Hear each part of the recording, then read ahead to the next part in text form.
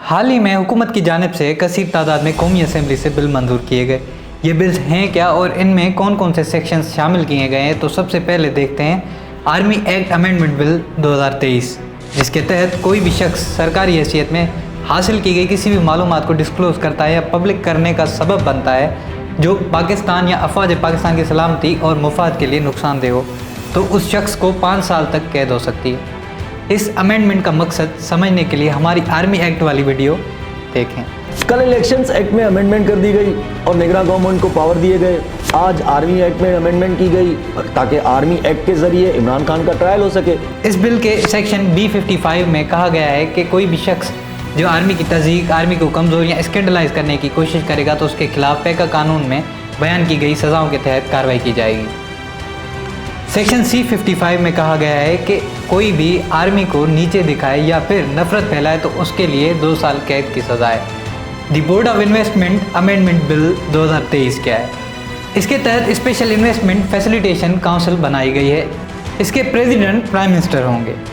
SIFC के president किसी भी शख्स को अपना मेंबर चुन सकते हैं। इसमें प्राइम मिनिस्टर के साथ आर्मी चीफ भी इसका हिस्सा होंगे, जो अस्करी, ज़रई, इंफ्रास्ट्रक्चर डेवलपमेंट, स्ट्रेटजिक इनिशिएटिव्स हों या लॉजिस्टिक, मिनरल्स हों या इंफॉर्मेशन टेक्नोलॉजी और कम्युनिकेशन, इन सब में प्राइवेटाइजेशन इन्वेस्टमेंट के उमूर को देखेंगे, मतलब मुल्क को बेचा जाएगा। इस अमल को भी समझने के लिए हमारी SIFC वाली वीडियो देख लें। ये committee beating around the Bush के मुतरादिफ ही है, उसकी 5 वजूहात हैं। आज कौमी असम्बली में ऑफिशियल सीक्रेट एक्ट तरमीमी बिल 2023 मंजूर कर लिया गया। इस बिल के तहत सिक्योरिटी इदारों और खुफिया इंटेलिजेंस एजेंसीज़ को बगैर किसी वारंट के छापे मारने और दस्तावेज कब्जे में लेने का इख्तियार होगा। इस बिल के तहत पाकिस्तानी अफवाज की तनसीबात, मशकों की जगह, तहकीकी मराकज़ पर हमला जुर्म तस्वर होगा।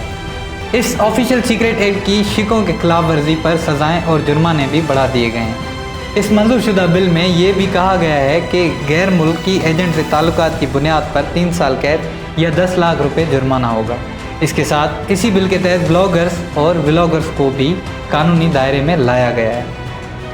दस्तावेज़ की टाइप में काफ़ी चीज़ें ऐड की गई हैं। फ़ौज की खरीदारियों से रिलेटेड या सलाहियतों से मुतल्लिक तहरीरी, गैर तहरीरी, इलेक्ट्रॉनिक या डिजिटल, आसान अल्फाज में अगर एविडेंस लिखा हुआ ना हो, कोई ऑडियो हो, कोई दूर की वीडियो हो, वो भी एविडेंस तस्वर किया जाएगा।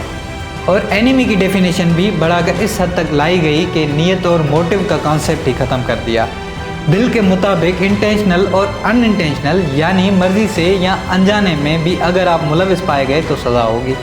कुछ अर्सा पहले आया था कंटेम्प्ट ऑफ पार्लियामेंट बिल, जिसके तहत हर उस शख्स के खिलाफ कार्रवाई होगी जो पार्लियामेंट की तौहीन करेगा, मतलब जिनको आप इलेक्ट करते हो उनकी अब तनकीद तौहीन के ज़िम्मे में आएगी। उसके बाद पेमरा अमेंडमेंट बिल 2023 है, जिसके तहत सहाफ़ियों को फ़ायदा देना और ज़िम्मेदाराना मीडिया को फ़रोग़ देना है। इस बिल में सरकार ने अपनी मर्ज़ी की मिस इन्फॉर्मेशन और डिसइन्फॉर्मेशन का कानून बना लिया है और कहा गया है कि अगर किसी के खिलाफ कोई खबर हो तो उसे तस्दीक करना ज़रूरी है। अगर वो तस्दीक या अपनी राय ना दे तो वो खबर मिस इन्फॉर्मेशन या डिसइन्फॉर्मेशन के ज़िम्मे में आएगी। इसके साथ इलेक्शन एक्ट 2017 में अमेंडमेंट की गई हैं, जिसके तहत किसी भी सियासतदान को सिर्फ 5 साल तक ही डिस्क्वालीफाई किया जा सकता है। और यही बिल इलेक्शन कमीशन को एम्पावर करता है कि वो सदर की दस्तखत के बिना इलेक्शन का ऐलान करे। उसके साथ 23 बिल सिर्फ यूनिवर्सिटी से रिलेटेड कौमी असम्बली में पेश किए गए। Federal Ziauddin university, Indus university of science and technology और गवादर यूनिवर्सिटी लाहौर और पाकिस्तान एयरपोर्ट्स अथॉरिटी बिल भी शामिल हैं। The promotion and protection of Gandhara culture authority bill, the Magla international university bill और the Thar international institute bill भी इसमें शामिल है। वाह, हमारे सियासतदानों को कितनी परवाह है एजुकेशन की, ज़ाती मुफाद है इन सारे बिल्स के पीछे। खैर, साथ साथ गवादर इंटरनेशनल एयरपोर्ट का नाम फिरोज़ खान नून रखने के लिए भी करारदाद मंजूर की गई। Toshakhana management and regulation bill 2023 भी मंजूर किया गया है। गिफ्ट की जो भी ऑक्शन होगी अब वो पब्लिकली होगी और इससे आने वाली रकम पसमानदा इलाकों में ख़वातीन की तालीम को फ़रोग़ देने के लिए काम आएगी।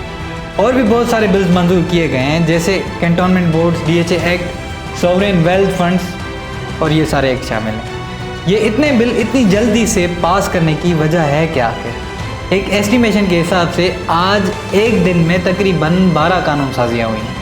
अगर इन सब का मकसद ये है कि लंबा चलने वाली केयरटेकर गवर्नमेंट को कानून साजी करके दें ताकि अगर असेंबलीज वजूद में ना भी हों तो उनको रुकावट ना हो।